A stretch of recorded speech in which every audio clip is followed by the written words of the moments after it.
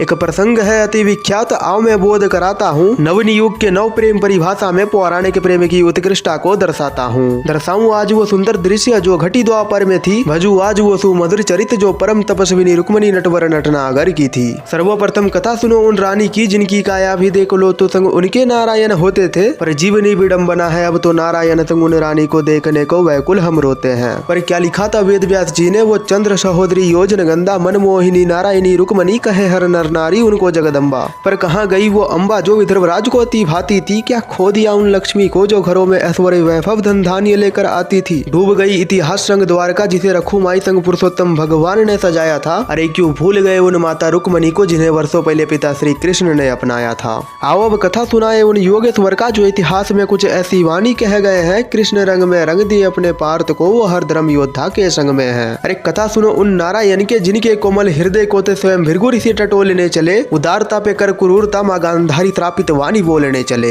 नवग्रह करे पूजन उनके वो वैकुंठ के स्वामी है, थे वो योगी राज योगेश्वर पुरुषोत्तम पर कलयुगी कहते उनको आज कामी है। कहते हो प्रेम पूर्वक माखन चोर पर माखन चोरी करे वो कृष्ण हमने तामसिक पुराणों के अलावा और कहीं ना पाया है। तुम तो बड़े ना जाए जो औलाद निकले कलयुगी हो, अपने पिता पे प्रेम पूर्वक चोरी का भद्दा लालचन लगाया है। कहते हो रणछोड़ प्रेम भाव से, पर रणछोड़ शब्द तो हमने श्री कृष्ण के लिए सनातन इतिहास में कभी ना पाया है। क्या भक्त बने हो तुम कृष्ण के, तुमने अपने पिता को भगोड़ा कहने में भी ना कतराया है। अरे जिसने माता द्रौपदी को वस्त्रों से भर दिया, आज उनके वस्त्र चुराने की कथा करते ये प्रचलित है। और जिस निधि वन में नारायण व्यतीत किए अपने बालपना, जहाँ जाना भयानक कथाओं से कर दिए ये वंचित है। कहते हो रास रचाते वस्त्र चुराते, गोपियों संग थे रात भर थे नाचते, चोरी बेचने को आते थे वो धर नारी का रूप, और अपने लक्ष्य को पाने हेतु कहे थे लाखों झूठ। अरे रास नहीं वो धर्म के खातिर भी संयुद्ध रचाते हैं, फिर अर्जुन हेतु गीता ज्ञान छाती ठोक सुनाते हैं। अरे भूल तुम्हारी, तुमने योगेश्वर को राज रचैया समझ लिया। योगी योद्धा बलवान है जो जिसने कुरुक्षेत्र को प्रकट किया, और ऐसे योगेश्वर भगवान को तुमने दूरदर्शन पर चूड़ी बेचने वाला ढोंगी तथा किन्नर के रूप में दिखा दिया।